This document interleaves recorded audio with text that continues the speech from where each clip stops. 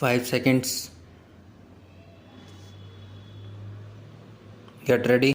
I am delighted to release the first copy of the Indian Foreign Affairs Journal. I compliment the associations of Indian diplomats for this initiative.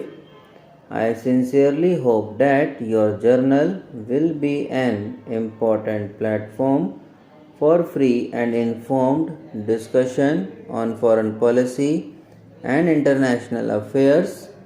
I have always believed that one of our greatest civilizational strengths is that public policy is shaped by a broad consensus based on a rich and healthy traditions of open debate and public discussion. This has lent a measure of democratic predictability and resilience to our policies. I recall, for example, that the reorientation of our economy in 1991 came after an informed debate of nearly a decade on our economic policy. Such public discussion prepared the domestic ground for the transition that followed. It was as a result of this broad-based consensus that there has been continuity in our economic policy since 1991, despite many changes in government, such has also been the case with our foreign policy. In this context, it is instructive to recall that even before independence, our political and intellectual leaders extensively debated the counters of the foreign policy of an independent India. As I said yesterday, Pandit Ji elaborated his vision of foreign policy within hours after he took charge as the head of the interim government. He could do so not only because of his own well-considered views on the matter, but also because he knew his views reflected a consensus within the Congress party and the nations. I do not suggest that such a consensus has avoided differences of opinion on foreign policy within our society.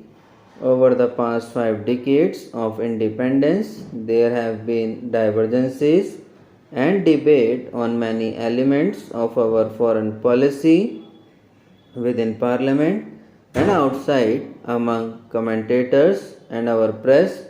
The burning issues of the day have always been debated and contested hotly. However, what has remained constant has been a basic understanding across the political spectrum on core elements of our foreign policy. This has contributed to building a broad mainstream consensus on vital issues of the day on matters pertaining to our region and beyond. This has helped in our leadership take positions based consistently on our national interest and in line with public opinion.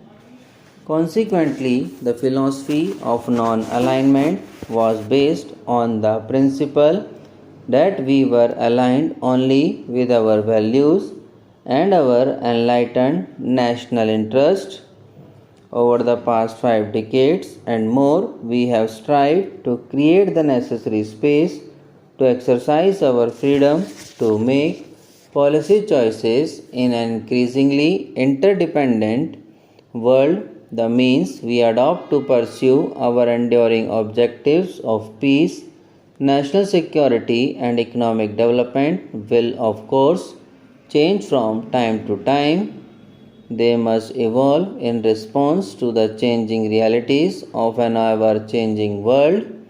While the instruments of policy and the tactics and strategy we adopt may change with time, the values in which they are embodied are universal and will remain true for all time. In this context, let me once again recall Panditji's famous statement that international relations are not merely a game of chess. Speaking in December 1947 in the Constituent Assembly, Panditji said, talking about foreign policies, the House must remember that these are not just empty struggles on a chessboard. Behind them lie all manner of things. Ultimately, foreign policy is the outcome of economic policy. Thus, the bottom line for our nation and our people is and will remain addressing the challenge of development. We seek higher economic growth that is equitable and efficient. We seek new opportunities, new employment, and new markets. We seek new skills and technologies as we strive to realize our due place in the group of nations. Any policy must stand the test of one simple question: how will it affect our quest for development and our need to provide a secure environment for saying government to deliver to our people? For this, it goes without saying that the realization of our goal lies in widening, deepening, that expanding our interaction with all our economic partners, with all our neighbors, with all major powers.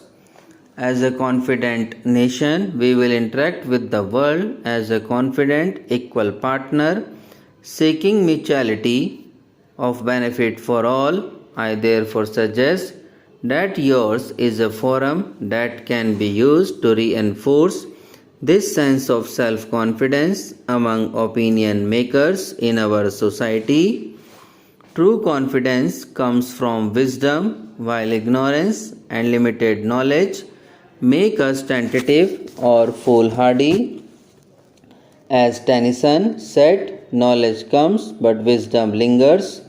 As a means of spreading wisdom, your journal can play an important role by promoting a responsible, informed, and intelligent debate on the issues confronting our nation and our world today.